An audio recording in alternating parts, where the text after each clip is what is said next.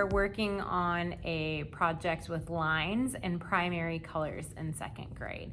So in the Google Doc that is uploaded in Seesaw, there is a slideshow about Piet Mondrian and some examples of his artwork. There also is some websites about Mr. Mondrian. And Mr. Mondrian really liked using squares and rectangles. He didn't like triangles or shapes with curvy lines.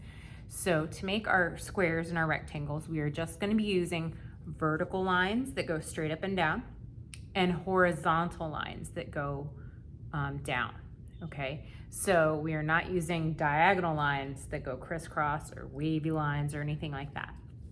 So what we're gonna do today is we are going to get a plain white piece of paper, and you're going to need pencils, you might need erasers, and you will need some kind of black material for outlining. I have a crayon, I've got a Sharpie marker if your parents let you use them, or I have a regular marker. So you also need primary colors because Mr. Mondrian didn't use green. He didn't use purple or orange, the secondary colors. He didn't use anything else like pink or brown or gray. He just used the primary colors for years and years and years. So I have some primary colors. Now, I have two different types of blues because if you got markers like I did, you might have a light blue and a regular blue. We're not gonna use the light blue. So we're just gonna use this bright blue because it's more of a primary color. Same thing with crayons. I have crayons. You can also use colored pencils, but crayons and markers work a little bit faster for this. So same thing, my primary colored crayons. Okay, so I have all of these things here with me. So I'm gonna turn my camera so hopefully you can see my workspace here. You know how much fun it is to try and get all that working. Okay, and then what we're gonna do is we're gonna start by drawing our straight lines, okay? So if you have a ruler, you're gonna use your ruler. If you don't have a ruler, you can use the edge of a piece of paper, and I like folding it because that gives me a little bit thicker line. You can also use the edge of a folder. So the edge of our second grade sketchbook would work really well, or even some of this construction paper. So you're not gonna use it to draw on, but you're gonna use it to help you draw a straight line if you need to, okay? So one of the things to keep in mind is that your ruler needs to be straight up and down. So your ruler is not gonna go sideways. I like to use the little end of my ruler here and kind of line it up. Now you can draw your lines wherever you want on your paper. You can draw as many as you want. You can make them far apart. You can make them close together. You can kind of plan it out. Look at the examples of Mr. Mondrian's work in the Google slideshow. He had so many different ones. He had some that only had 5 shapes, some that had little teeny tiny shapes, and then big shapes. So think about how you might do that. Your lines should go all the way across the paper like mine just did, or they should touch another line. Okay, so you don't want a line that's kind of floating off by itself like this. You want to kind of pretend you're fencing in a backyard, okay? So if this is my backyard and I have a dog in my backyard, he can get out and run around to the neighbor's yard. So in order to prevent that, to keep that from happening, I need to close in my yard and make a shape, okay? So that's just fine. So you've got to have your shapes make other shapes, or your lines make other shapes, okay? Like I said, they can be close together. They can be far apart. It's kind of up to you as the artist. You can make them teeny tiny. Don't make too many teeny tiny ones. I know there's some of you boys and girls out there that you're gonna make all these teeny tiny ones, and then when you start coloring, you're gonna go, oh no, that's too many to color. So don't do too many. If you do think you've done too many, good thing you started in pencil, I hope, because then you can erase them. All right, so I think I'm done. I've got a lot of shapes there. Hope you guys can see that on my camera.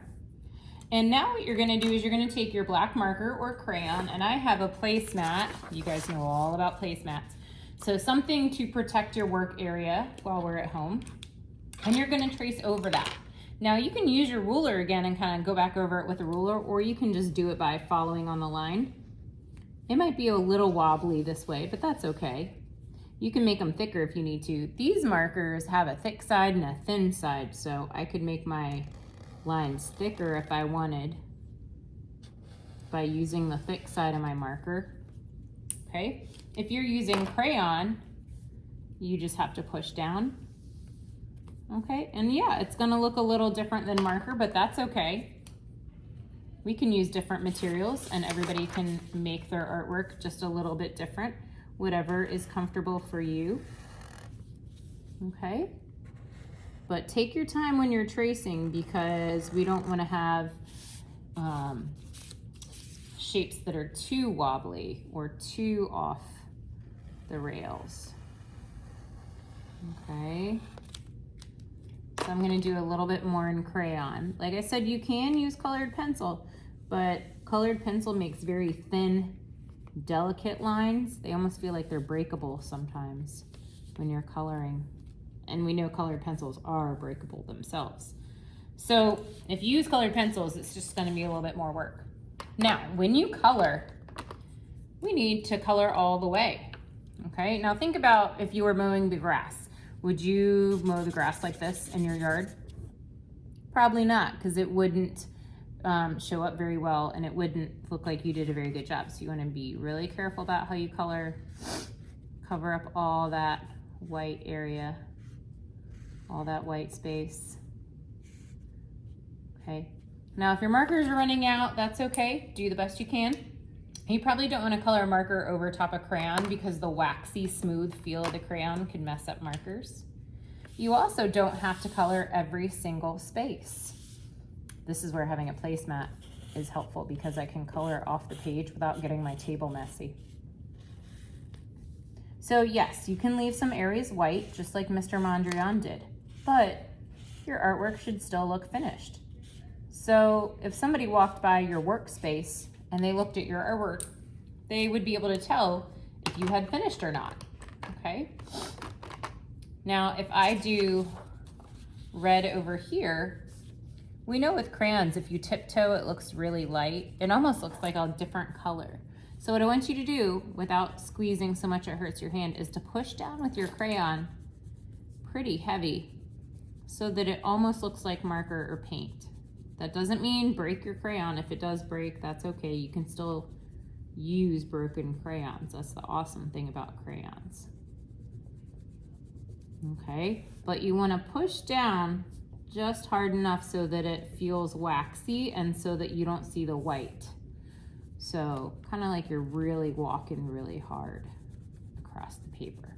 And same thing, if you have another piece of paper under your area or your folder or a placemat, that's going to protect your workspace. Okay. So figure out however much you think you need to color.